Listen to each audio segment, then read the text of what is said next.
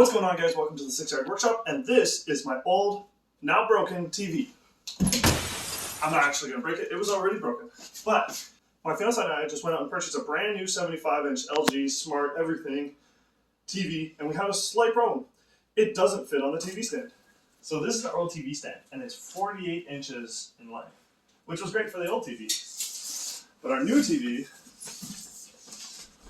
is 60 inches from foot to foot and 68 in total length.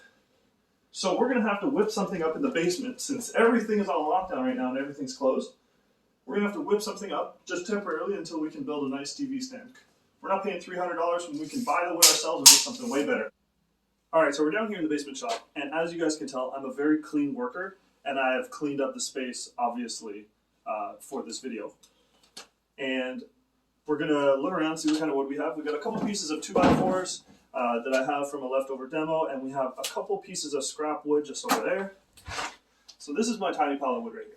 So this isn't exactly a scrap pile of wood. If you're a furniture builder like me, you'll understand that whenever you see wood at a good deal, you just buy it and then it sits somewhere. So we have just a couple pieces here that we can pick through: pallet stock, barn board, some big timbers, an old beam. But what we're going to use is a live edge oak slab on the bottom, just because it's the most difficult to get. My wife used to be against me just buying random pieces of wood, especially because we didn't have enough place to store it. Now that we have a house and we plan out a bunch of projects in advance, buying a bunch of lumber actually seems reasonable. She's gone from disapproving to actually helping me move the lumber pile around.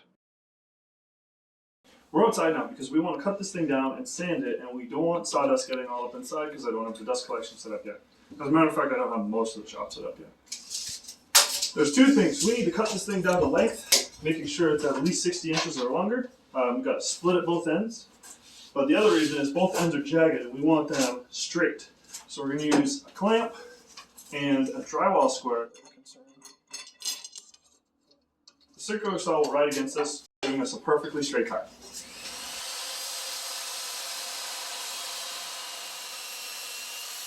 Before unclamping the drywall square after the first cut, I drew a line on the long end of the square.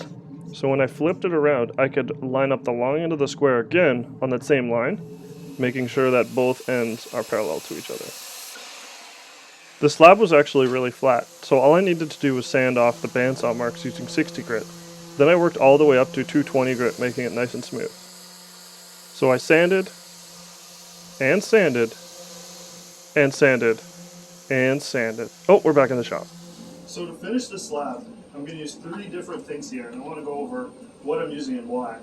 So the general finish armor seal, that's going to be the top coat for the face side. The top side is going to make it look really nice. This is just a wipe-on poly. I'm going to use that on the bottom. The main reason we're finishing the bottom is just so that you'll have the top and the bottom finished, and the board won't warp. The board warps when it absorbs moisture at different rates from different sides. So finishing both sides hopefully will mitigate that or minimize it. So this is going to go on the bottom, this is going to be on the top, and this is what we're using for the live edge. It's going to be brushed in very liberally. Verithane's water-based triple thick clear coat. It works really well on live edges. It's basically thinned out epoxy. Dries in an hour and a half, so that's perfect. So I'm going to apply the hand rub poly on the bottom first. Then I'm going to flip it over. I'm going to do the hand rub top finish. And then while those are drying, because they're going to take about 6 to 8 hours, I should be able to get 2 coats of this onto the live edge.